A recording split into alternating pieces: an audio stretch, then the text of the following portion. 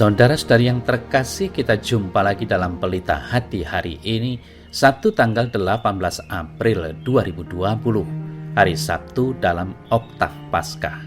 Bersama saya Romo Thomas Suratno SC dari Paroki Cilandak, Jakarta Selatan, mendengar dan merenungkan Sabda Tuhan, yakni firman Tuhan yang tersurat di dalam Injil Markus, bab atau pasal 16 ayat 9 sampai dengan 15.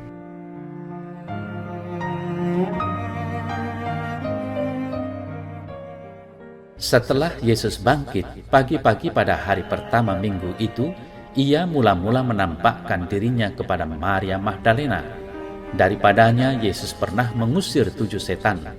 Lalu perempuan itu pergi memberitahukannya kepada mereka yang selalu mengiringi Yesus dan yang pada waktu itu sedang berkabung dan menangis.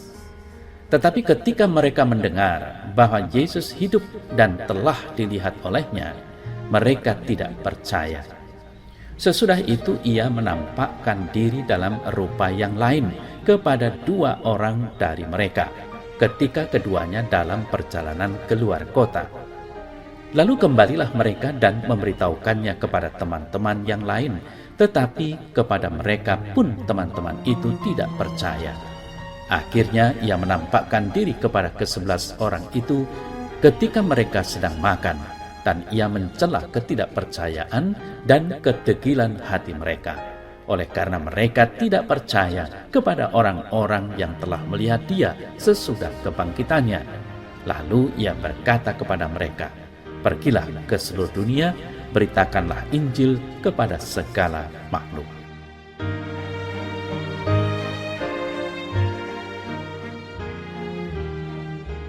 Saudara-saudari yang terkasih, rasa percaya tidak timbul secara tiba-tiba. Percaya merupakan sebuah proses dinamis yang dialami dari pengalaman personal seseorang kepada orang lain atau kepada suatu hal tertentu. Demikian juga dengan para murid. Mereka sampai pada kepercayaan akan Yesus yang sudah bangkit karena mereka mengalami proses yang tidak mudah. Mulai dari rasa ketidakpercayaan atau mempertanyakan, mencari, dan akhirnya menemukan. Saudara-saudari yang terkasih, Yesus yang sudah bangkit tidak begitu saja bisa mereka terima, apalagi warta dari para wanita. 2 murid dari Emmaus pun belum sepenuhnya membuat mereka percaya.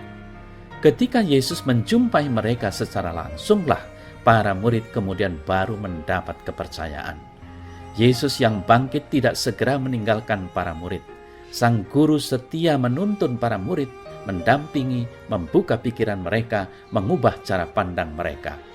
Penyertaan itulah yang dibutuhkan para murid untuk sampai pada keyakinan bahwa Yesus yang disalibkan saat ini benar-benar sudah bangkit. Dia adalah Tuhan dan penyelamat manusia. Saudara-saudara yang terkasih, mudah percaya atau tidak mudah percaya, masing-masing mempunyai sisi yang menguntungkan dan tidak menguntungkan. Orang yang sudah percaya kemungkinan hidupnya menjadi lebih aman, dalam arti ia tidak memikirkan atau mempertanyakan banyak hal. Apa yang kelihatan itu yang menjadi kebenaran. Namun orang yang mudah percaya seringkali mudah untuk ditipu. Nah, sementara orang yang tidak mudah percaya mempunyai keuntungan bahwa ia tidak mudah ditipu. Ia mempertanyakan banyak hal sebelum sampai pada sikap percaya. Biasanya ketika dia sudah percaya, kepercayaannya tidak mudah hilang, akan bertahan lama meskipun yang dipercayai tidak sepenuhnya benar. Namun orang yang tidak mudah percaya menjadi seperti orang yang susah untuk diajak kerjasama, sulit diajak berkomunikasi, banyak hal menjadi pertanyaan baginya. Mungkin saja hidupnya mempunyai banyak peluang untuk stres dibanding orang yang mudah percaya. Saudara-saudari yang terkasih, dalam kehidupan sehari-hari, salah satu unsur penting membangun hidup yang bahagia adalah sikap percaya.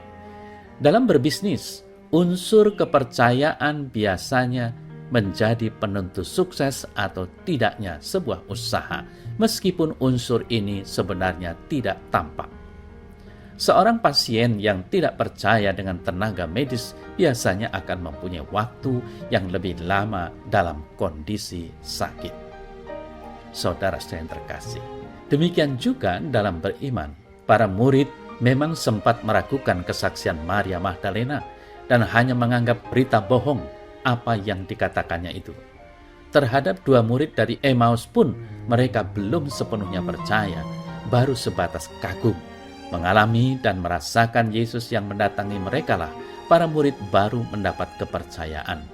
Pengalaman personal merekalah yang menjadikan para murid berani dan tahan uji dalam mewartakan Injil kemana mereka diutus.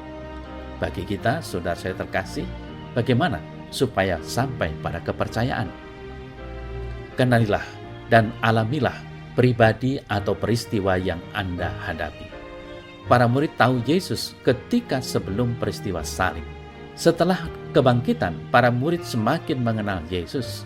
Mereka mencari jawaban atas pertanyaan-pertanyaan keheranan mereka. Temuan para murid adalah mereka sungguh percaya pada Yesus yang bangkit. Semoga ketika kita juga semakin mengenal entah orang, entah peristiwa, hidup kita juga menjadi hidup yang dilandasi saling percaya. Terlebih kita semakin percaya akan kasih dan kebaikan Tuhan yang senantiasa menyertai kita.